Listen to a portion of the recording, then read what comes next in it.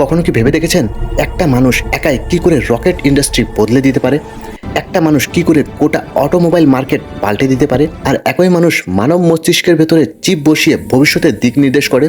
তিনি অদ্ভুত, তিনি বিতর্কিত, কিন্তু তিনি অসম্ভবকে সম্ভব করেন। এটাই এলন মাস্কের গল্প। একজন স্বপ্নবাজ, একাডেমিক ড্রপ আউট, এক্সট্রিম ঝুঁকি নেওয়ার উদ্যোক্তা, যিনি দুনিয়ার সবচেয়ে শক্তিশালী কোম্পানিগুলোর মালিক, কিন্তু তার জীবনের শুরুটা ছিল প্রচণ্ড সংগ্রামে ভরা। আজকে আমরা দেখব কিভাবে দক্ষিণ আফ্রিকার এক নিঃসঙ্গ বালক হয়ে ওঠে প্রযুক্তির সম্রাট। এটা শুধু সফলতার গল্প নয়, এটা সেই মানুষের গল্প যিনি বারবার ভেঙে পড়ে আবার দাঁড়িয়েছেন। সো বন্ধুরা, ভিডিওটা স্কিপ না করে সম্পূর্ণ দেখার অনুরোধ রইল। আমার চ্যানেলে নতুন হলে অবশ্যই চ্যানেলটিকে সাবস্ক্রাইব করে পাশে থাকুন।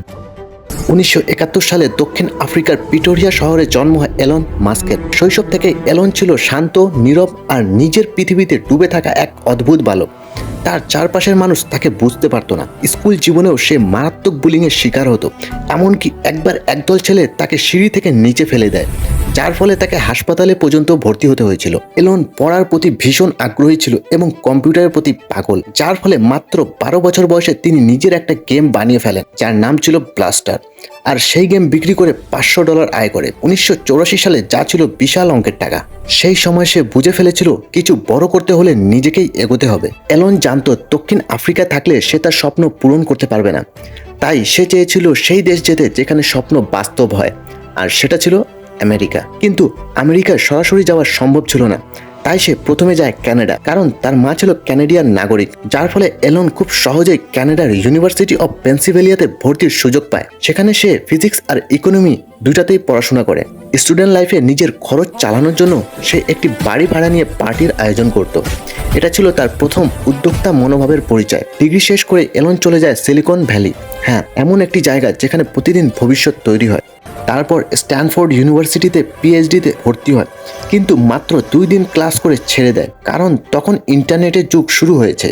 এলন বুঝে গিয়েছিল এটাই ভবিষ্যৎ। 1995 সালে এলন এবং তার ভাই কিম্বল মাত্র $2000 নিয়ে শুরু করলো তাদের প্রথম কোম্পানি জিপ2। এটা এমন একটা ওয়েবসাইট যেখানে শহরের সকল ব্যবসায়ী লিস্টেড থাকবে এবং হোটেল, রেস্টুরেন্ট এবং ডক্টরের মতো আলাদা আলাদা ক্যাটাগরিতে ভাগ করা থাকবে।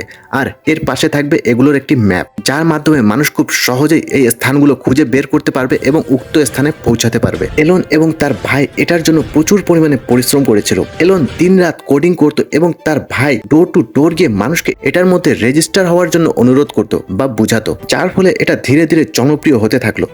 এবং অবশেষে 1995 সালে কম্প্যাক্ট নামের একটি কোম্পানি জিপ2 কিনে নেয় $307 মিলিয়ন দিয়ে, যা প্রায় 2500 কোটি টাকা। এটা ছিল ইলন এর জীবনের প্রথম বড় জয়, কিন্তু তার চোখে ছিল আরো বড় স্বপ্ন।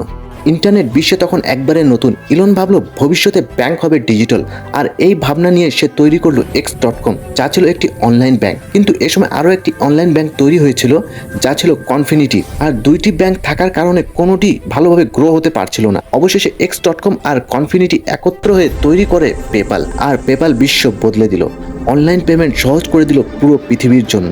আর এ সময় পেপাল এর সিইও ছিল এলন, কিন্তু এলন তার সিদ্ধান্তে সবসময় অটল থাকতো, যার ফলে বোর্ড মেম্বারদের সাথে তার প্রায় সংঘর্ষ হতো। এর কিছুদিন পর এলন তার গার্লফ্রেন্ডকে নিয়ে এক ভ্যাকেশনে গিয়েছিল, আর ঠিক এই সময়ে বোর্ড মেম্বাররা মিটিং ডেকে এলন মাস্ককে তার সিইও পদ থেকে সরিয়ে দেয়। কিন্তু এলন ছিল একটু ঘাটারা টাইপের।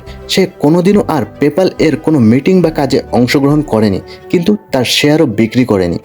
এর কিছুদিন পর পেপাল বিক্রি হলো ইবে এর কাছে $1.5 বিলিয়ন, যা প্রায় 150 কোটি টাকা। আর এলন এর শেয়ার ছিল 11.72%, যার মাধ্যমে তার পকেটে আসে $17.60 কোটি, যা বাংলা টাকায় হয় প্রায় 2100 কোটি টাকা। আর এলন আবার ঘুরে দাঁড়ালো, কিন্তু এবার তার লক্ষ্য ছিল আরো অনেক বিশাল। এলন বিশ্বাস করত মানব জাতিকে টিকে থাকতে হলে অন্য গ্রহে বসবাস করতে হবে। এটাকে ওই সময় অনেকেই পাগলামি মনে করেছিল, কিন্তু ইলন যা বলেছিল তাই করলো। 2002 সালে সে তৈরি করলো স্পেস এক্স, আর এটার প্রথম রকেট তৈরি করতে সময় লেগেছিল প্রায় 4 বছর, ফ্যালকন 1। আর ফ্যালকন 1 লঞ্চ হওয়ার কিছুক্ষণের মধ্যেই ব্লাস্ট হয়ে যায়। দ্বিতীয় রকেট তৈরি করতে প্রায় সময় লেগেছিল 1 বছর, ফ্যালকন 2, আর এটাও লঞ্চ হওয়ার কিছুক্ষণের মধ্যেই ব্লাস্ট হয়ে যায়। কিন্তু সে হাল ছাড়েনি। তৃতীয়বার সে রকেট লঞ্চ করে, আর দুঃখের বিষয় হলো তৃতীয়বারও তার রকেট ব্লাস্ট হয়ে যায়। স্পেস এক্স দেউলিয়া হওয়ার উপক্রমে এলন ব্যক্তিগতভাবে নিঃস্ব হয়ে গিয়েছিল, আর সারা দুনিয়া তার উপর হাসছিল। কিন্তু এলন হাল ছাড়েনি। সে জানতো সে সফলতার অনেক কাছে এসে গিয়েছে। অবশেষে 2008 সালে সে লঞ্চ করে তার চতুর্থ রকেট। সেই লঞ্চ সফল হয় আর সেই এক মুহূর্ত বদলে দেয় সবকিছু। নাসা স্পেস এক্সকে বড় কন্ট্রাক্ট দেয়, যার ফলে এলন এর যে ক্ষতি হয়েছিল তা সম্পূর্ণ রিকভার হয়ে যায়। কিন্তু এলন এখানে থেমে থাকেনি। এরপর এলন তৈরি করে পূর্ণ ব্যবহারযোগ্য রকেট, যা মহাকাশ শিল্পকে একবারে বদলে দেয়। আজ স্পেস এক্স পৃথিবীর সবচেয়ে উন্নত রকেট তৈরি করে। এমনকি স্টারশিপ, যা মানুষকে মঙ্গল গ্রহে নিয়ে যাওয়ার জন্য তৈরি করা হচ্ছে, সেই স্বপ্ন বাস্তবে রূপ নিতে হয়তো আমাদের আর বেশি অপেক্ষা করতে হবে না। টেসলার শুরুতে এলন সিইও ছিলেন না, কিন্তু কোম্পানি যখন দেউলিয়া হওয়ার পথে তখন এলন ঝাঁপ দিলেন ভিতরে। সবাই বলেছিল ইলেকট্রিক গাড়ি কখনোই জনপ্রিয় হবে না, কিন্তু এলন বলেছিল মানবজাতির ভবিষ্যৎ টেকসই শক্তিতে। যার কারণে Tesla roadster, model S, model x, model 3 প্রতিটি গাড়ি পুরো গাড়ি শিল্পকে বদলে দিয়েছে। আজ টেসলা বিশ্বের সবচেয়ে মূল্যবান অটোমোবাইল কোম্পানি, এবং সেই সফলতার পিছনে ছিল অসংখ্য পরিশ্রম, ব্যর্থতা আর প্রায় দেউলিয়া হয়ে যাওয়ার গল্প। এলন শুধু গাড়ি বা রকেটেই থেমে থাকেনি।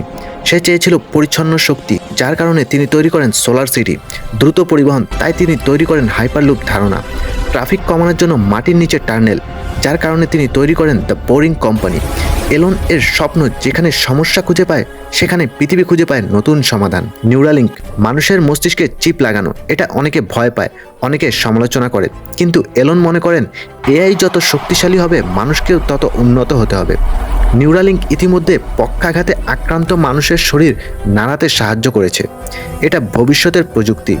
এটা মানুষের সীমানার দুনিয়া ছাড়িয়ে নতুন এক সম্ভাবনার জন্ম দিবে। এলন যখন 2022 সালে $44 বিলিয়ন দিয়ে টুইটার কিনলো, তখন বিতর্ক শুরু হলো সব দিকে। কেউ বলল স্বাধীন মত প্রকাশ রক্ষা করা হচ্ছে, আবার কেউ বলল এটা বিশৃঙ্খলা। কিন্তু এলন টুইটারকে নতুন নামে পরিচয় করলো, এক্স। তার মতে এটা ভবিষ্যতে পৃথিবীর সবকিছু করার একটি এভরিথিং অ্যাপ হবে। এলন মাস্ক শুধু উদ্যোক্তা নয়, তিনি একজন ভিশনারি, যার চোখে দেখা যায় সবসময় ভবিষ্যৎ। তার লক্ষ্য মানুষকে মঙ্গল গ্রহে পাঠানো, এআই এবং মানুষের মধ্যে সেতুবন্ধন করা, টেকসই শক্তিতে চলে এমন পৃথিবী, এমন পরিবহন ব্যবস্থা যা সেকেন্ডে শহর বদলে দিবে। এলন অনেক সময় ভুল করে, অনেকে তাকে পছন্দ করে না, অনেকে ঘৃণাও করে, কিন্তু পৃথিবীকে সামনে এগিয়ে নেওয়ার একটি অদম্য শক্তি তার মধ্যে আছে। এলন মাস্ক এর গল্প এখানে শেষ নয়, এটা কেবল শুরু, কারণ ভবিষ্যৎ এখনও তার হাতে আঁকা বাকি আছে।